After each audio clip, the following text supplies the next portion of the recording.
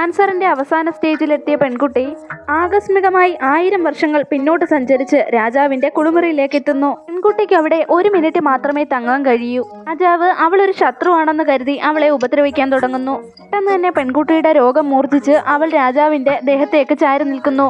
അവളുടെ ആയുസിന്റെ എണ്ണം കൂടുന്നതായി കാണുന്നു. താമസിയാതെ രാജാവ് അവളെ തള്ളിമാറ്റുകയും കാവൽക്കാരോട് അവളെ കൊണ്ടുപോകാൻ ആവശ്യപ്പെടുകയും ചെയ്യുന്നു. അടുത്ത നിമിഷം അവൾ അവളുടെ ലോകത്തേക്ക് മടങ്ങുന്നു. രാജാവിനെ തൊടുമ്പോൾ തന്റെ ആയുസ് നീട്ടിക്കിട്ടുമെന്ന് പെൺകുട്ടിക്ക് മനസ്സിലാവുന്നു. രാത്രി 10 മണിയായപ്പോൾ രാജാവ് ഉറങ്ങിയായിരിക്കുമെന്ന് പെൺകുട്ടി വിശ്വസിക്കുന്നു. അങ്ങനെ പെൺകുട്ടി ടൈം ട്രാവൽ ചെയ്ത് അയാളുടെ അടുത്തേക്ക് പോകുന്നു. അപ്രതീക്ഷിതമായി പെൺകുട്ടി രാജാവിന്റെ കിടക്കയിലാണ് വന്നെത്തുന്നത്.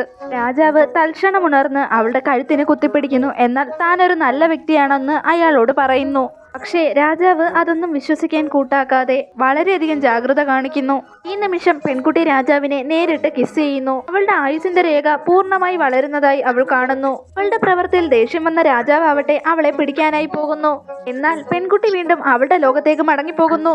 ആ ദിവസം പെൺകുട്ടി അവളുടെ അച്ഛനും രണ്ടാനമ്മയും കൂടി പറയുന്ന ഒരു സംഭാഷണം കേൾക്കാനിടയാവുന്നു. പെൺകുട്ടിയുടെ മരണശേഷം അവളുടെ ഹൃദയം കൊണ്ട് തന്റെ മകനെ രക്ഷിക്കാൻ രണ്ടാനമ്മ ആഗ്രഹിക്കുന്നു.